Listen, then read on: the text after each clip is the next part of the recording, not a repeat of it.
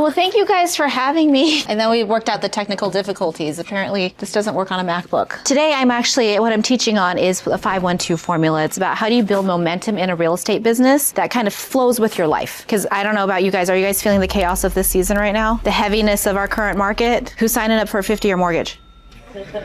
No one? It's insane, guys. So a bit about who I am first and why I get it. So before real estate, I spent 15 years in social work. I worked in foster care and adoption, helping families through the foster care journey into adoption, training, kind of coaching them, working them through that. And what I learned from that is the connection that we form with people is what's critical in helping them along their journey. So I left my salaried job with benefits, came over to real estate because I'm a psychopath and thought that would be great fun to do. But what I learned really quickly coming into real estate is that the core of everything that we do is the connection that we build with the people that we meet. And that carries through in all industries and carries through in our relationships. I've been in the business about 8 years, but I built it off of connections with people. I don't pay for leads. I do not do cold calling. I have tried it before, but right now my entire business is built off of repeat referral clients, open houses, and then just random social media leads that I get off of it. I'm currently a realtor. I've been in the business almost 8 years, and I actually spent the last 5 years leading a very top producing team in the East Valley. I did not own the team. I was the team leader in that position. We had about 60 agents. We were closing about 400 deals a year. And I was in the team lead role where I was supporting, coaching, recruiting, bringing agents on to help them build a real estate business for themselves. And through that, I've learned a lot of lessons, and I've seen what works firsthand in this industry and what does not. Since COVID, I've seen this shift in business. We've seen it all. I think you guys all have, where teams are kind of going to the wayside. There's a lot of agents out there who want to build their own kind of brand, own kind of business. How do we do that? I don't know, show of hands. Anyone here that wants to build their own business for themselves? All these people? Make your own money, don't pay a 50-50 split. So that's me. And then real talk, who am I? I'm a gym addict. I am a mom too. I am quite possibly the most average of average athletes out there. So I do not do well at anything. So when I say I run or you see me on Instagram running, I'm not good at any of that stuff. I just sign up for things, spend too much money on sneakers, and end up at Disneyland half the time. This is what I started. Starting in real estate. Got into real estate, I joined a team and wanted to build my business. We had all these funnels. We're told in this industry there's so many ways to get leads. So I listed some of them up here, and I did try all of these at the beginning. First was cold calling, which is not for me because I have a very soft heart and it made me very sad because people are very mean. Who in here does cold calling? Anyone really excel at cold calling? Okay, you're my people. And then I did expireds. Talk about angry people. Those people are even more angry than the cold call people because their home didn't sell. They're very upset with that. I even tried to make it fun, where I made a bingo card out of calling expireds, and I would say cursed at me, hung up on me, like all the different things that would happen. I'm like, I cannot do this because it just was so hard to connect with somebody that doesn't want to connect with you. Same with FSBOs, because they want X price for their home and they do not want to talk to an agent because they don't want to pay anything to them. Door knocking, tried that. Also in Arizona, door knocking is miserable. Has anyone done door knocking in here? It's hot and their houses are far apart and people don't answer the door anymore because of the Ring camera. So we've got that. Paid leads and boosted ads. I have not done those. Guess I'm too cheap. I won't pay for that. So I don't have those. Plus the cost of leads has really kind of skyrocketed since COVID. During COVID, it was like $2 a lead, I think, out there. And now we're at like $20+ a lead. And then the conversion rate on online leads, we're looking at 1%. So I don't want to do that. And then team leads come with a hefty split when you're on a team. And then referrals. This is a big leg of my business at 8 years in. There's a good chunk of my business right now that comes off of referrals. 3 of the escrows I have open now are from referrals. 2 are from people who have never even bought with me. And then last, open houses. I actually landed on this because this is how I built my entire business, is off of open houses. So, but today's class is not about open houses, but that was what I landed on in the beginning because people literally come to your door to talk to you. So I'd sit on open house 3 to 5 days a week, and that's how I built my clientele. And those are the clients that are now referring me and coming back for more. Any other lead funnels that you guys have tried in the past? Where are your leads coming from? All of them? I got them all? Nailed it. Yes. Awesome. So what all these leads have in common is they're all different funnels, but that same frustration happens. Like you're sitting there having connection with people, talking to people, you have a great conversation, and then it doesn't lead to anything. Anyone feel that? Where you really feel like you talk to this person, you have the expertise, feel really good about it, and then a couple days later you see just sold with another agent.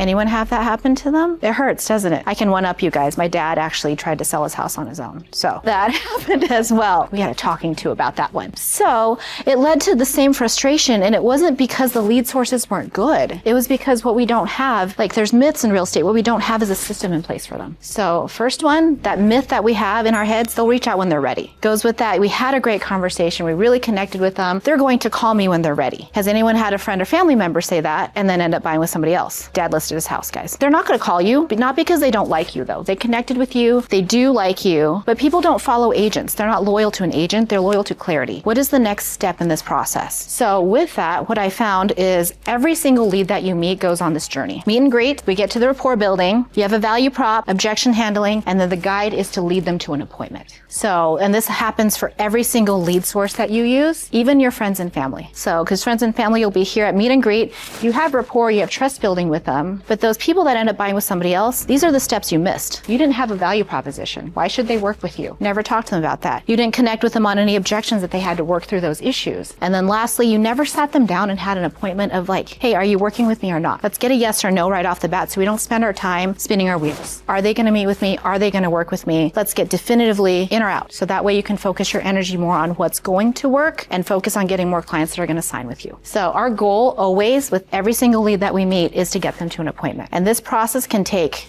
a week. It can take 5 minutes, or it can take a year. So who has leads in their database that have been in there for ages? There's a lot of them in there. So our goal is we're moving them along. Those leads in your database, right now you're building that trust with them as you're nurturing over time. You have to be able to drop the value prop in there and then get them to the point that you can talk to them to get to an appointment. Every single conversation that we need needs a next step. Our job as agents is to lead to the next step and not hope that something's going to happen. So I heard this example from one of my students I was teaching, and she goes, it's kind of like you're standing in a room with a Christmas present and you're sitting there talking about this Christmas present and how great it is and how awesome it's going to be, but you never actually offer it to them. That's what it is when you're not offering that appointment to them. Like, hey, let's sit down, build some clarity on what you're looking for and decide whether we're going to work together or not. And then if you don't do that, what's going to happen is somebody else is going to. I actually had this happen recently where I signed a client and then ended up looking and realized they met with another agent that I knew, and she thought that they were going to use her. She felt really good about it. And she was like, yeah, blah, blah, blah. I talked to them. It's great. They're going to do this. I'm like, I have a buyer broker signed.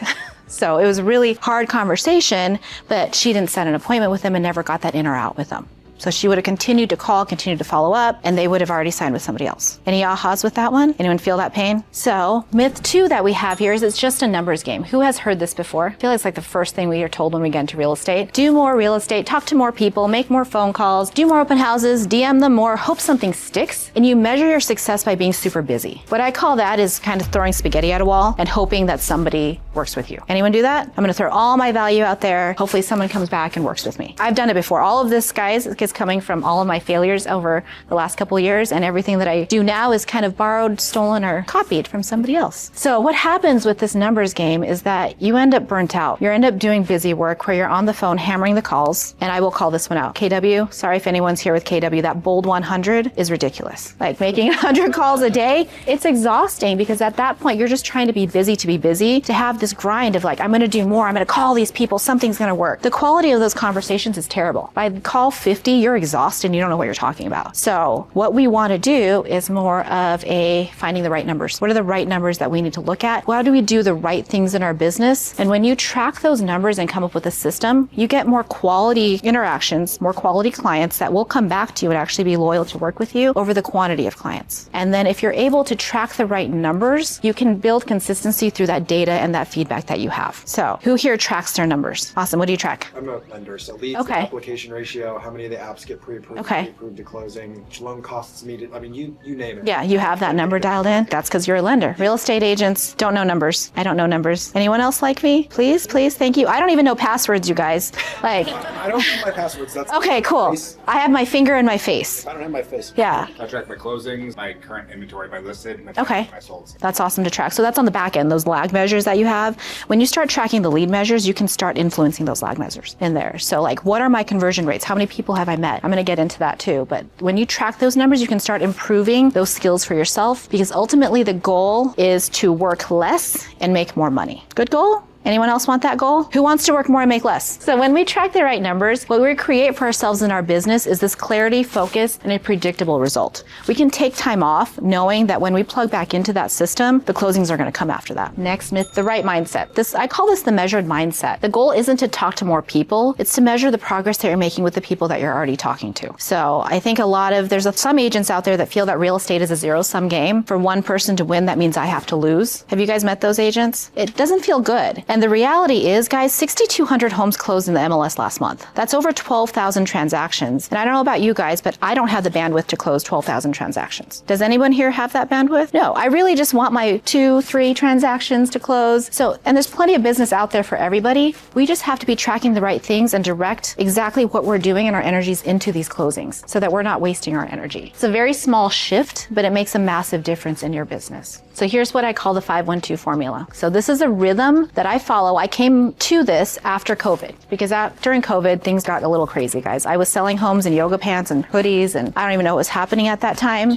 At home, it was crazy. It was insane. And so I had to find a cadence that would bring me back out of it. Like, what is going to work? And then I would get down on myself where I'm like, I just got to make 10 calls a day. Well, I'm an agent. I get distracted. 10 calls a day didn't work for me because then the next day I'm like, now I got to make 15 calls. I guess who didn't do that? Now I got 25. And so it just like snowballed into this thing where I'm like, I can't keep up with this. It's not sustainable because I hated my life. I didn't get to do anything. It was miserable. So what I settled on was every single week, I'm just adding 5 new contacts to my database. 5. From any lead source that we have. Expireds, open houses, FSBOs, door knocking, circle prospecting, social media, cold calls, and then any other lead sources that you have. I'm really proud of automating that, by the way, like popped all the way up. So 5 people, 5 new friends. And what I call a contact is that you have their information. You have their name, an email, a phone number, and you add them to your database every single week. Thoughts on that? It sounds very little, doesn't it? It's a very small number right there. Do you think this is achievable to meet 5 people a week and add them to your database? It also gives you an intentionality because I've mentored and coached agents who thought that me meeting somebody in the target line, we talked about real estate, so that counts as a contact. Guess what? That's not a contact. You don't have a way to follow up with them. You don't have a way to have any type of conversation with them. Really, at that point, all you're doing is checking a checkbox. And checkboxes, last I checked, we can't deposit those in the bank. So these are fresh conversations that keep your pipeline alive, new people in. Second number that we have, I love that there's lenders in this room, 1 lender connection every single week. You leverage your lending partner because one thing that I know about lenders, and we had it happen right here, is that they have processes, they have systems, and they have tracking dialed in. They're inherently numbers people and they're inherently follow-up people. And so when you're able to leverage that, your business kind of multiplies. There's somebody that you can call. There's somebody else that's also running a cadence to follow up with those people to provide value, provide education, provide any kind of resource to them. And you're just leveraging that. You're not doing anything. They're doing that follow-up for them. And so that partnership that you have, I know there's several lenders in this room, I think. 3 of us? 1, 2, 3. Awesome. 3 lenders, 3 people you guys can partner with. But if you send that over to them and once a week, whoever it could be, like someone new that you meet. And recently I've actually been sending refis over because rates have come down in the last couple of years. And that in turn, my lender does love me. But with that, because our rates this back half of 2025 are lower than they were the first half. Anybody that bought in the last couple years, we need to look at those numbers and see is there equity there to refi. And your clients will love that. You're keeping in touch with those clients. You're nurturing that relationship. You might even pick up a referral or 2, but just having that conversation with them, showing that you're an expert and then leveraging another expert that's able to help them. So every week, just 1 connection over to your lender keeps those conversations flowing and keeps that pipeline growing for you. Do people feel this is achievable? Can you do this 1 a week? And then the last number that we have, when you have this all going, 2 appointments a week. Remember that path at the very beginning? It's at the top here. Set 2 appointments every single week from your open houses, from your follow-up, from any lead source that you have. Set an opportunity for you to have an at-bat, to have a signed agreement at the end of it. And that's what I define an appointment as. It is not getting coffee with your friend hoping to drop some real estate on them. I've had that happen. I've had mentees tell me that, oh, I'm going to meet with them. Do they know you're talking about real estate? No, that's not an appointment. You have to have an agreement to sit down, talk about a listing, talk about a buyer consult, but you're walking away from that with a signed listing or a signed buyer broker. This is the hardest one of all of them. And so these are where those conversations become closings because you have an in or out. You know for sure, is this someone I want to work with or is this someone I don't want to work with? I see faces. Thoughts? What are you guys thinking on this one? Yes? No? No appointments? I think really the hard part, well, it sounds easy with the 5 contacts. When you create that qualifier, like a contact is name, email, you want Yeah. in the database every, or you're saying weekly, but like if you want to be more ambitious, like 10 a week or whatever, you have to create enough of a conversation and a connection to get those things, right? You're not going to just be like, hey, that was, please give me your, hey, this is, Please give me your number. Yeah. Yes. Yes. Like you have to have a lot of these kind of conversations in the works Yeah. to be able to get to that 5 at any given time. I was gonna say, I learned from somebody in here named Akash. Something that I've been doing is easier to get like a social media contact. So I've been doing that a lot. I just bought a new car. The sales guy is looking to buy a house in the next year. So instead of saying, hey, can I get, I mean, I have his card, so I have all this information, but on a more personable level, like, what's your Instagram? And I followed him, he followed me back, and now we've had conversations on there. And then you can get that other. You're using it to build rapport. Yeah. Essentially. I feel like it's easier to say, hey, what's your Instagram than what's your name, number, email. Like, there's a way to do it. And that's the beauty of all of this too, is when you start tracking these numbers and how many people you need to talk to get to the number of contacts that you have, you see where those gaps are. You can see, where do I need to level up my skill in this area? Like, how do I ask for a phone number, a name? Well, you get their name, but your phone number, an email, the right information. Like, how do you level up in that way, and what do I need to tweak with it? So I'm at the point where I don't leave open houses without having at least one appointment set at this point. And there's a way that you can do that where you go for the biggest ask first. I always go for the appointment first. If I don't get an appointment, I backtrack, be like, awesome, I'll just keep in touch. What's your best email? I'll send you my info. And it's that assumptive ask with them, because they already said no to you. This is psychology, guys, now. They already said no to you. They're going to want to say yes to you because they feel bad that they said no. I know it's a trick. Don't tell people I use this trick on them, but it's something that I do. Like, hey, you've provided all this value. You've dropped value. I've handled their objections. I asked for the appointment. They say no. I do ask again. But then if they're really a no, be like, oh, that's perfectly fine. Can I go ahead and send you my contact info? Or I've had people actually ask me for a business card. I don't even carry business cards. That's been years at this point. I don't have a business card. Let me email me my info. Where can I send it? You don't even ask, can I send it? It's, where can I send it? And they'll just, that confidence carries through. And then there's a trick to that too. I always ask for the email first, because I follow up with, hey, sometimes I fat finger and mistype it. Can I send you a text to make sure it comes through to you okay? And boom, it's name, email, phone number. So it's a little tweak, but when you go for the biggest thing first, you can work your way down, versus if you just start with Instagram and then you're like, hey, I'll just talk to you on social. You're like, okay, by the way, I need to put it in my CRM. Can I get your email? They're like, no, just talk to me on Instagram. You can't recover from that. And so I always go for the big thing first. Worst case scenario, you don't get it. At open houses, are you asking for an appointment to set them up on like a search and where they buy? You're trying to set up a buyer consultation? Yeah, I set up a full buyer consultation or a listing consult at that point. Do you coffee shop, or make them come to your office? Do you go to their house? It depends. I do a coffee shop, and then for listings, I go to their house. And so. What would you recommend to an agent that doesn't want to cold call? They're like, oh, I'll do it. Don't cold once a call. week. What do they do the Other 5 days? Well, that's the beauty of the 512, is you can decide what period you want to run that in. So I actually run mine Wednesday through Tuesday, because I do open houses on weekends, and if I don't hit my 5, Monday, Tuesday, I have that time to call to get more of those appointments. Following up from them, I do not cold call. It just hurts my soul, and I want to cry, and I have to eat pizza, and it's just a bad thing. And so, which makes me more of an average athlete. That's the whole thing. So, but this is really like that key of like, how do you get the skills? How do you navigate a conversation? Because that's really the trick of it. We don't want to do more. I think we all agreed on that earlier, right? We don't want to do more. We just want to get better at what we're doing. And the way that we get better at what we're doing is to track the numbers of what we are doing. So me being an average athlete, as all average athletes, I do wear a watch for tracking purposes. To get faster at things, to track that data, marathoners wear Apple Watches. I try to be one. They wear Garmin's, guys. Garmin's that beat you down and hurt your soul and tell you you're worthless, that's what they wear. But they use that data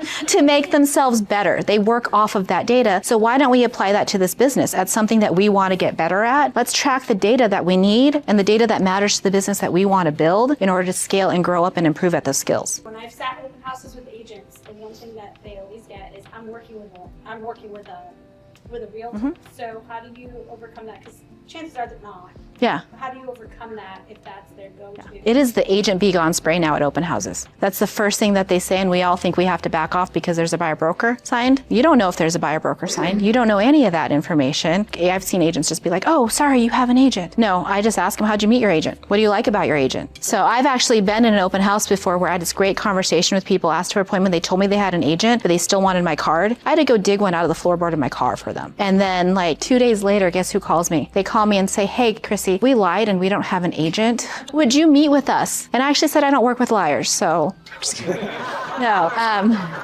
I found them a house, we closed, and they've referred me like 3 people since we closed. And so it's really that kind of conversation with them, because it's just an objection. It's just an objection up there. You don't know what kind of agent they have until you explore what that really means to them. It could be the Zillow agents that's just sending them homes. But consumers have learned that the quickest way to get us to back off is to say, I have an agent. And there's such a mistrust out there of agents that they want nothing to do with you until you show there's enough value and a rapport there that they want to reach out to you. Good question though. It's small. It's biting off that elephant one chunk at a time, like little tiny bites, because 50 calls a week, I can tell you Chrissy won't do it. I will be on the couch watching Love is Blind and doing all those things, which waste of a season, guys. Waste of a season. So, huh? My wife said it was terrible. It was terrible. No one got married. It was horrible. Sorry. Everyone got married. Sorry. So this is the whole formula as a whole. 5 new contacts a week, 1 lender connection a week, 2 new appointments a week. Very small, very simple. You decide how you want that cadence to run. If you want to run it Sunday through Saturday, run it Sunday through Saturday. If you want to run it Tuesday through, Monday, you can do that. But whatever it is, just do this every single week. And what you're going to find is not every week's going to be perfect for you. And the deal with that is, guess what? The beauty is the week starts over. For me, on Wednesday, I'm back at 0. Even if I only got 2 the previous week, Wednesday, I start back at 0. That for us as agents, we like to achieve, and we're entrepreneurs. And so we get hard on ourselves like, oh my gosh, I'm behind. I have to catch up. That reset every single week really helps you mentally of like, okay, I'm back at 0. Same thing with if last week I got 8 contacts, it starts at 0. I have to get 5 the following week. If I made 2 lender connections, I'm back at 0. I have to make another one. I have done this before where I was setting appointments and then I'd set one on Wednesday so I could have it on the next week. So I'm not perfect, but that was kind of one of those. I'm like, I'll call you back tomorrow to confirm, okay? So, but just running this cadence and knowing the numbers, you're going to be able to see what do I need to do to get to these numbers every single week. And it's not about perfection or grinding harder. So that's one thing I want to say too, is that these numbers are not your scoreboard. They're just your guide. There's a difference there because how many of us don't like seeing zeros? I hate seeing zeros, guys. It like makes me feel like I failed and all that. So, but that's the thing. It's not about failing. It's about, hey, I had a 0 this week. I'm going to accept that and kind of move on. And that helps you get back up as opposed to beating yourself up over that. And it keeps your business in motion. What kind of follow-up are you doing after you're getting your 5 people every week? Like, are you going back and following up with them again? Yeah, you put them on and what I've built out too is a system that kind of works for me to keep in touch with people is I do follow-up calls with them depending on where they are in the process and what I've kind of gauged where they're at. And also, do they have a signed buyer broker or do we not have a signed buyer broker? My signed buyer brokers I follow up with every week or 2 because they've made a commitment to work with me, so I'm going to make a commitment to meet them there too. But if they haven't quite signed yet, I don't spam them with homes. That's the quickest way to unsubscribe, guys. Don't spam them with homes, and also they can find homes everywhere. So what value are we providing to them? And what I settle on for me is I actually send out a twice a month update with a story about one of my clients and then market stats to my entire database every 2 weeks. It's what's sustainable for me because people don't want to be hammered with phone calls in the middle of the day to talk about real estate. So it's a way to nurture them. And I actually have people writing back to me like, oh, this is great. Like, hey, and then when I call them, when I set the quarterly call, they know who I am and I've kept in touch with them, provided value with them over time. Like, oh, I saw this in your newsletter. What is that about? 50-year mortgages I put in there this week, guys, so I can get some calls. I think that reset is huge because fall behind, think you have to play catch up, and then the next week you're just feeling like this is my catch up. So like just saying nope, I'm at 0 cleans the slate. And that helps a lot because by this point, if you were to keep track, by this point in the year, I can guarantee you all of us would be behind. We'd all be drowning under a mountain of I need to make 200 contacts before the end of the year. And how discouraging is that? And how much Love is Blind will you guys watch? So the myth number 3 here going into this is this hustle culture. The goal, we don't need to hustle 24/7. I don't want to work 24/7. I don't think anyone does. So the goal of all this again is not more people. And so we have this thought in our head. I call it hustle culture. I also call it hustle industry where we need to grind all the time. I need to outwork everybody else. I need to be the best at everyone else. No breaks, no boundaries, just more. Anyone else feel that way? Has anyone met an agent that works that way? They're out there. And so you run on adrenaline and sheer energy. Like, I'm just gonna put all my effort into something like this instead of having a system. And then what happens with that is you end up burning out. There's inconsistency, there's resentment towards the business that you build, and you really just burn out. Because the average agent, before now, the average agent used to close only 3 to 4 deals a year. And the reason for that is because they'll meet somebody, they'll grind, meet somebody, put all their energy into that one person, and then when that closes, they have to start over again. And if that escrow falls out, which we're seeing about 1/3 of them fall out now, you are not getting paid for another 3 months. And who likes getting paid? I like getting paid. Anyone else? So with this, if you're continuing to do this system through the entire process, you're going to have that continue to build for you. So if one falls out, you have another one. So we don't end up pouring all our stuff into one basket, burning out, and having an inconsistent business. Because I like getting paid every single month, and I'm sure you guys do too. The culture that I like is finding a rhythm that works. Not more people, we want to measure our progress. So having a rhythm, 5-1-2. Because I know some of you will leave here and be like, I'm going to do 10-2-4. Don't do 10-2-4, guys. Who said that? Did he just write that? Whoops, didn't mean to call you out. Yeah. Did he really write that on the paper? Yeah, I did. He's gonna cry. Okay, you can do it. I'm not saying that, but I know. But some people, and you can do that. Oh no, now I feel bad that he wrote that down. Okay. But success comes from a rhythm and not that rush. Because if you try to do, maybe you're amazing and you can do that. This is just what I can do. And you can change those numbers to what you feel sustainable and what business you want to build. Because if you're really, really good at conversion, you can meet less people. You can hold less appointments. If you get someone to sit down and you know they're going to sign, do less. Get a business that's going to actually work for how many closings you want to have. And it creates space for your family, your fitness and focus. And then every single week, you'll be able to know 512. And then guess what? You guys can leave the week knowing you did your job. Like, isn't that great? Tuesday nights, I know I hit my numbers. I'm good. I don't need to worry about who do I need to call back? What do I need to do next? The mental space is not cluttered with knowing what do I need to do more of. And I like that because I like to watch TV and do other things too. I'm really proud of you though, like 10 to 4. So, and it measures your worth by that alignment because we do this business to support the life that we love. We don't live to work. We work to live. And then the result with this is you get predictable closings, sustainable energy, and actual life that you can balance and actually live to enjoy. I know I like that. So the beauty of this, oh wait, hang on. You don't need to do more. You repeat what works. So having these two systems, remembering that every single lead that you meet is along this path. There's somewhere along this path. Your goal is to get them to an appointment to sign or not. And then 5, 1, 2 or 10, 2, 4. Does anyone want to join him? 24/8. I can't even do that math right now. So the beauty of the 512, this is the math. And someone alluded to this earlier. This is proof that rhythm beats hustle. So if we do 5 contacts a week in a year, because there's, oh my God, I cannot math this. You did it. 250 something. Let's take 3 months off, you guys. Who would like to take a vacation? Anyone? Take a break? So if you were to just work 40 weeks out of the year, 5 contacts a week turns into 200 contacts a year. A well-curated database will turn over for you at 10%. So if you have 200 contacts a year, and let's just say your one lender connection every single week, that one's easy. Works out to 40 in a year that you're connecting to your lender and they're also running their systems for you. 2 appointments a week, you're ending up at 80 appointments a year. That's 80 chances for you to get a signed listing or signed by a broker. And then let's go over here to the math over here. 80 appointments a year at a 75% conversion rate, which if you track your conversions from appointments to signed, you're going to get that number for yourself, how much more you have to work, just like all the other kind of tracking. I love your systems, by the way, all of your tracking. But if you're able to convert at 75%, which working on your skills and your conversations and getting those things signed and the value that you offer, you can get to this rate. I'm to the point where if I get someone to sit down with me, pretty much 80% of the time I can get them to sign. Because I have the ability to have those conversations to work less, but more, make more. At 75% conversion, you guys are looking at 60 signed agreements. About 50% of those are going to follow through. I'm going to tell you that. They're going to cancel. They're going to follow through. If you're a listing right now, 62% success rate, guys. It's hard. If 50% of those follow through, you're looking at 30 closings a year. Our average price point here in Maricopa County is $450. Your average commission is 2.5%. Don't tell anyone I said that.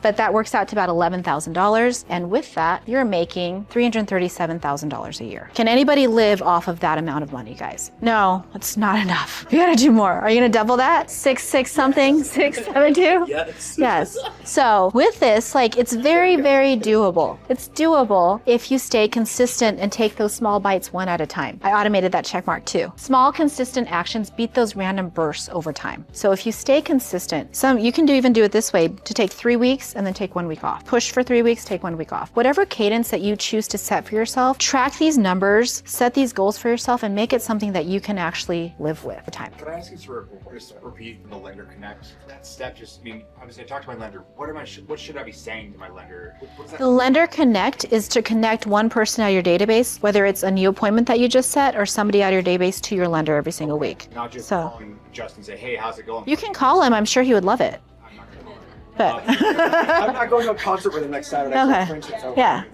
yeah, I canceled. During his time block. Yes. No, you can. It's fine. So, but it's the intentionality behind moving somebody into that lane. Like, hey, okay, awesome. We're going to set an appointment. This is how I usually do. I usually set a new anyone appointment that I set. I'm like, hey, I want to get you over to my lender so we can get a look at the numbers so we have a full picture when we sit down to meet of what that looks like. Or a refi, like, hey, it's a great time to look. Can I make a connection for you? And then I have a template in my CRM to connect them. I don't think you were here yet, but I had shared a story of a client that I'd followed up with like 12 times Yeah. to get up to a closing. Basically, like that agent gave up in March, but I kept calling. We just lean on us to help.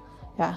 Because that's really, every single lender that I've met has had these systems that are like, I don't even know how they do it. I'm not like that because I don't know any passwords, but I don't know any of those things, but they're fantastic. And when you leverage other people to work with you, it helps take the load off of you because the real estate's not meant to be done alone. So. Somebody said once that agent's job is to lead, generate, and the Yes. lender's job is to lead, facilitate. I love that. Because like we're not generating the business. Yes, but we it's are. our job to help. And then we need the systems because the majority of agents, chaos. We're driving around. We are. Where I'm Yeah. behind computers.